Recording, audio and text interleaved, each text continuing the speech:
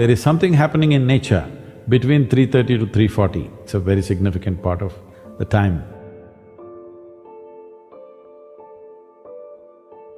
If I teach you a way where you can manage your chemistry the way you want, but we need 32 hours of focused time, do you think your life is valuable enough for that much investment, I'm asking? It's 32 hours of focused time.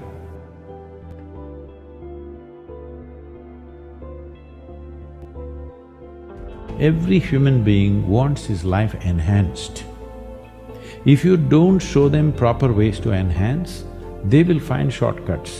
See, a man who goes to the bar and a man who goes to a church or a temple or whatever, they're seeking the same thing, they're trying to enhance their life, isn't it? If you do not show them a proper way, they will take whatever ways are available on the street, that's all. You want to go forward, but it sets you backward.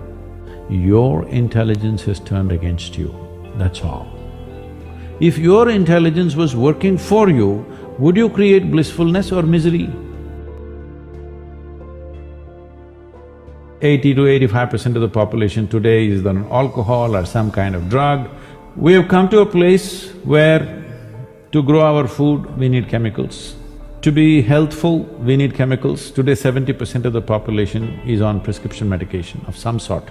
To be peaceful, we need chemicals. To be joyful, we need chemicals. To be ecstatic, of course you have ecstasy. So we are going towards chemicals in a huge way. The water that you drink is full of chemicals, the air that you breathe is like that, and the food that you eat is like that. So if 90% of humanity goes into chemical consumption, consciously or unconsciously, if they consume a lot of it, the next generation that we produce will be of a lesser quality than who we are. That's a crime against humanity. So right now, chemical is the net. It's not another trapeze, it's a net that you can fall into and people experience their own little heaven. Well, it ruins you in so many ways. The important thing about life, whether it's a grasshopper out there or you, both of us are striving to be the fullest possible life that we can be. A grasshopper is trying to be a full-fledged grasshopper, a human being is trying to be a full-fledged human being. So similarly for a human being, if you take away any of his faculties in any way, even temporarily, have you enhanced his life? So intoxication is just that, it is taking away your faculties for a period of time, but if you continuously do it, it'll take it away for your life. So you're taking away or subjugating your faculties for a little bit of pleasure, or maybe a lot of pleasure, whatever… however you wish to describe it.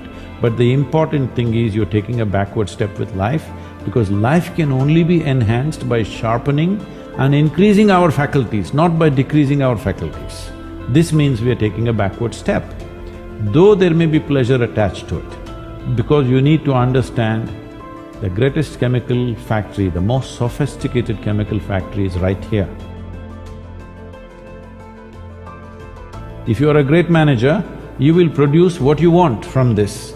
If you are a lousy manager, you do wrong things, you get anxiety, you get something else, you get rubbish going on within you because you are misusing your chemical factory or you don't know how to manage your chemical factory. Why your intelligence is turned against you? There's no stable enough base.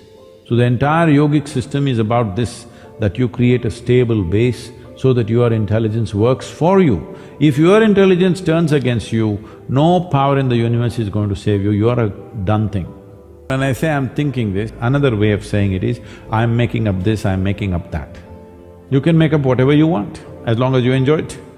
If you become what you make up, unfortunate, isn't it? Your thoughts belong to you or you belong to the thoughts, you must make up your mind.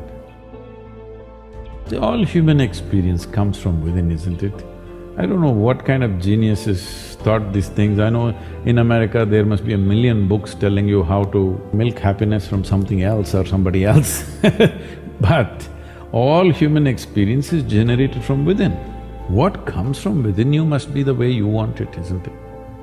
Isn't that simple enough, I'm asking?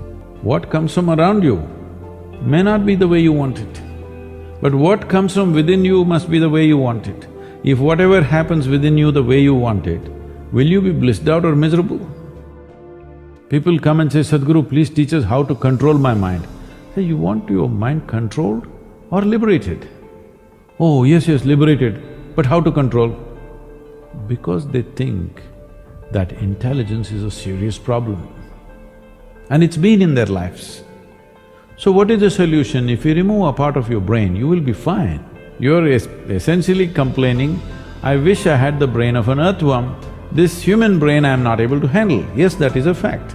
Charles Darwin said that you evolved out of a monkey. You were a monkey, then you became a man. The DNA difference between a chimpanzee and you is only 1.23%. So in that sense, physiologically you're only 1.23% away from a chimpanzee. Not a big difference, isn't it? A shade. It's just a shade of difference. But in terms of intelligence and awareness, you are worlds apart from a chimpanzee. So your problem is just this, you have an intelligence for which you don't have a stable enough platform. If I teach you a way where you can manage your chemistry the way you want, but we need 32 hours of focused time, do you think your life is valuable enough for that much investment, I'm asking?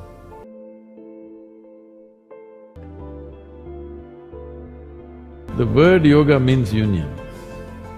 Union means whether you are aware of it or you're not aware of it, right now you're happening here as a part of everything else. What the trees exhale, you're inhaling, what you exhale, the trees are inhaling. Not just on the level of respiration, on all levels this is happening. What you think as myself is just a psychological boundary that you have set up. So yoga means consciously obliterating the boundaries of your individuality. So if you sit here, if you experience everything around you as myself, this is yoga. If you experience all this as myself, do you need morality? Did anybody teach you out of these 5 fingers, this is a small finger, don't cut it off? Is there a morality needed like that? Anything that you feel is a part of yourself, with that you don't need any values, ethics, morals, nothing, because it's a part of you. This is what yoga means. You experience everything as a part of you.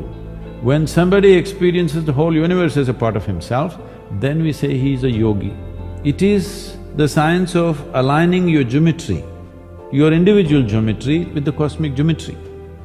When geometry is congruent with something larger, it becomes like that, it functions like that, it makes you experience yourself like that.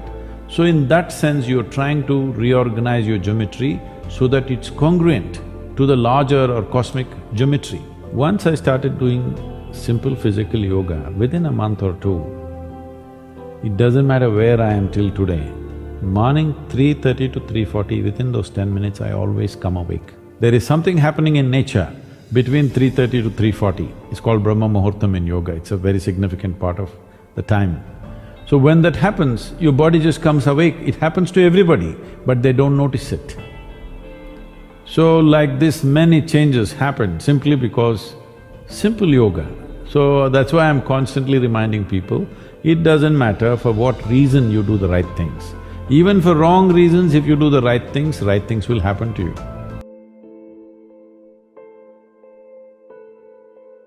See, most people understand complexity as intelligence. If they make themselves difficult, they are supposed to be intelligent. Making a simple thing difficult is not intelligence. Making a very complex thing simple is intelligence, isn't it?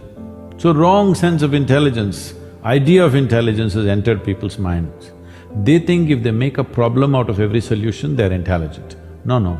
If you find solutions for every problem, that is intelligence.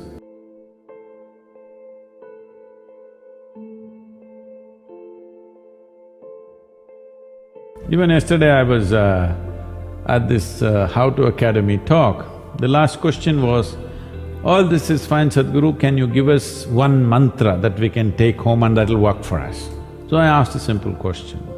See, to learn ABC, to learn to read and write a simple language like English, I'm saying simple language, just 26 alphabets. To learn a simple language, you take 12 years of schooling. To read, write, understand. For this you're taking 12 years.